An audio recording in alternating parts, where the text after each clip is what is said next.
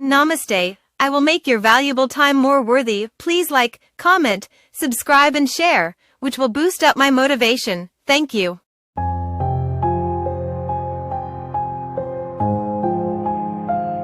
एक राज्य में चंद्र नामक राजा का शासन था। उसके राजमहल के बगीचे में बंदरों का एक समूह रहता था। बगीचे के फलों के अतिरिक्त राजा के सेवकों द्वारा प्रतिदिन प्रदान किए जा रहे भोजन का सेवन कर वे बहुत हृष्ट पुष्ट हो गए थे। बंदरों का सरदार वानर राज एक बूढ़ा बंदर था जो अति बुद्धिमान था। समय समय पर वह अपना परामर्श बंदरों के समूह को दिया करता था। राजमहल में दो भेड़ें भी रहती थी। राजा के पुत्र उनके साथ खेला करते थे। दो भेड़ों में से एक भेड़ बहुत चतुरी थी। जब मन करता वह रसोई घर में घुस जाती और वहां खाने की जो भी चीजें पाती खा जाती। रसोइया भेड़ की इस हद पर बहुत क्रोधित होता और जो हाथ में आता वह वस्तु फेंककर उसे मारता। एक दिन वानरराज ने रसोइये को भेड़ को एक बर्तन फेंककर मारते हुए देखा। वह सोचने लगा कहीं रसोइये और भेड़ की यह तनातनी बंदरों के विनाश का कारण न बन जाए। ये चटोरी भेड़ तो खाने के लोभ में यदा कदा रसोई घर में जाती रहेगी। यदि किसी दिन क्रोधवश रसोइये ने चूल्हे की जलती हुई लकड़ी उस पर फेंक दी तो अनर्थ हो जाएगा। भेड़ का ऊन से ढका शरीर आग पकड़ लेगा। भागते हुए भेड़ अस्तबल पहुंच गई तो सूखी घास से भरा अस्तबल धधक उठेगा। घोड़े जल जाएंगे और फिर वही बंदरों का काल बनेंगे। यह विचार मस्तिष्क में आते ही वानरराज ने अपने समूह की सभा बुलाई और अपना संदेह जाहिर किया। उसने परामर्ष दिया कि इससे पूर्व की रसोई और भेड़ों के बीच की लड़ाई हमारे लिए प्राणघातक सिद्ध हो, हमें राजमहल छोड़ देना चाहिए, अन्यथा हमारा विनाश निश्चित है। लेकिन बंदरों ने उसकी की बात नहीं मानी। उन्हें लगा कि उनका सरदार अब बूढ़ा हो चुका है और व्यर्थ का भ्रम पाल रहा है। वे राजमहल के भोजन के आदी हो चुके थे, इसलिए राजमहल छोड़ने को तैयार नहीं हुए। लेकिन वानरराज ने तत्काल राजमहल छोड़ दिया। इधर एक दिन एक चटोरी भेड़ रसोई घर में घुस गई और वही हुआ जिसका बंदरों के सरदार को भय था। रसोई को और कुछ नहीं मिला तो उसने जलती हुई लकड़ी का टुकड़ा उठाकर भेड़ पर फेंक दिया। भेड़ का शरीर जो ऊन से ढका हुआ था धधकने लगा। वह इधर उधर भागने लगी और अस्तबल में घुस गई। आग की लपट अस्तबल में रखी सूखी घास तक पहुंची और पूरा अस्तबल धू धू कर जल उठा। कई घोड़े जलकर मर गए, कई घायल हो गए। राजा को यह समाचार मिला तो उसने वैद्य को बुलाया और उसे घोड़ों का उपचार करने का आदेश दिया। वैद्य ने घोड़ों के घाव का परीक्षण किया और बोला, इनके घावों को शीघ्र ठीक करने का एक ही उपाय है, इन पर बंदरों की चर्बी लगानी पड़ेगी। राजा ने सैनिकों को आदेश दिया कि जो भी बंदर दिखे तो मारकर उसकी चर्बी घोड़ों के उपचार के लिए लाई जाए। राजमहल के सारे बंदर मार दिए गए। जब वानरराज तक यह बात पहुंची, तो वह बहुत दुखी हुआ। उसके मन में प्रतिशोध की ज्वाला धधक उठी। लेकिन वह अकेला था।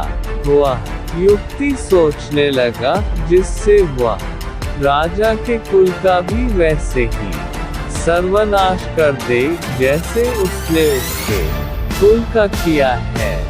एक दिन वह पानी पीने एक झील के पास गया। उस झील में सुंदर कमल खिले हुए थे। वानरराज ने देखा कि मनुष्य और जानवरों के पदचिन्ह झील की ओर जाते हुए तो है, लेकिन वापस आते हुए नहीं है। वह समझ गया कि झील में अवश्य कोई राक्षस रहता है, जो झील में गए मनुष्यों और जानवरों को खा जाता है। उसने चतुराई दिखाते हुए कमल के तने से पानी पी लिया।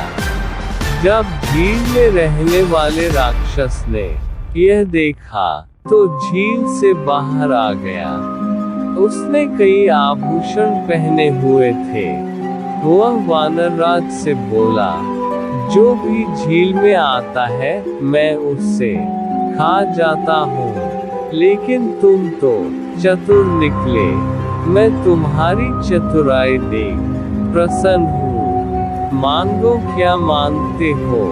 वानरराज बोला, एक राजा ने मेरे संपूर्ण वंश का नाश कर दिया है। मैं उससे प्रतिशोध लेना चाहता हूँ। आप मेरी सहायता करें, मुझे अपना कर्णहार दे दो। मैं आपको वचन देता हूँ कि मैं आपके आहार के लिए राजा और उसके अनुचरों को इस झील में लाऊंगा। राक्षस ने वानरराज को कर्णहार दे दिया। वह हार पहनकर बंदरों के सरदार राजा के नगर पहुंचा। वह वहां एक पेड़ से दूसरे पेड़ पर झूलने लगा। जिसकी भी दृष्टि उस पर पड़ती, वह कर्णहार देखकर दंग रह जाता। राजा के सैनिकों की दृष्टि भी उस पर पड़ी और वे उसे पकड़कर राजा के समक्ष ले गए। राजा ने उससे पूछा, तुम्हें ये कीमती कर्णहार कहाँ से प्राप्त हुआ? वानरराज ने उत्तर दिया, महाराज, यह हार मुझे समृद्धि के देवता द्वारा प्रदान किया गया है। वह जंगल के बीचों बीच स्थित एक झील में निवास करते हैं। जब सूर्य आधा उदय हुआ होता है, उस समय जो व्यक्ति उस झील में डुबकी लगा ले, तो उसे समृद्धि के देवता का आशीर्वाद और कर्णहार प्राप्त होता है। राजा उसकी बातों में आ गया। वह अपनी पत्नी और पूरे परिवार सहित उस झील में डुबकी लगाने तैयार हो गया। वानरराज ने कहा, कल सुबह की मंगल बेला में पधारी। योग में अंधा हो चुका राजा अगली सुबह अपनी पत्नी को परिवार जन, मंत्रियों और सेवकों सहित झील पहुंचा। वानरराज भी उनके साथ था। वो बोला, महाराज, सबको अलग अलग स्थानों से झील में उतरना होगा। सबके जाने के बाद आप अंत में झील में उतरिए। राजा की पत्नी, पुत्र, परिवार जन, मंत्री, सेवक सभी अलग अलग स्थानों से झील में उतर गए और राक्षस द्वारा खा लिए गए। बहुत देर तक जब कोई बाहर नहीं आया, तो राजा ने चिंतित होकर पूछा, हे वानरराज, मेरे पत्नी, पुत्र, परिवारजन, मंत्री और सेवक बाहर क्यों नहीं आ रहे हैं?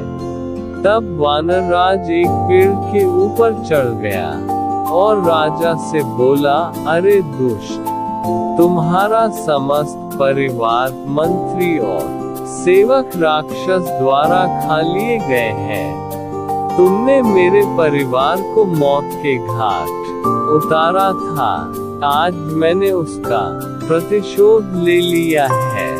कहानी से सीख, बुरा करोगे तो बुरा फल पाओगे।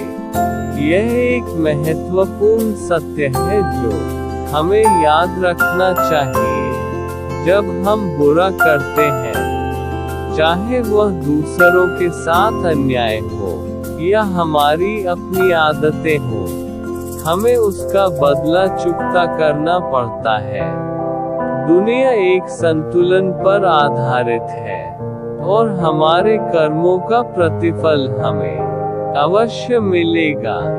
हमारे अच्छे कर्म हमें सुख, शांति और उत्कृष्टता की अनुभूति करवाते हैं, जबकि बुरे कर्म हमें डैक, अस्थिरता और निराशा के मार्ग पर ले जाते हैं। यह सत्य हमें आदर्शता की ओर बढ़ने और अपने कर्मों को समझने की सीख देता है। हमें यह समझना चाहिए कि अच्छे कर्म करने से हम सिर्फ खुद को ही नहीं, बल्कि दूसरों को भी सहायता पहुंचा सकते हैं। दूसरी ओर बुरे कर्म हमें स्वार्थ, अहंकार और दूसरों के दैख में विश्वास ले जाते हैं। Namaste. I will make your valuable time more worthy. Please like, comment, subscribe and share, which will boost up my motivation. Thank you.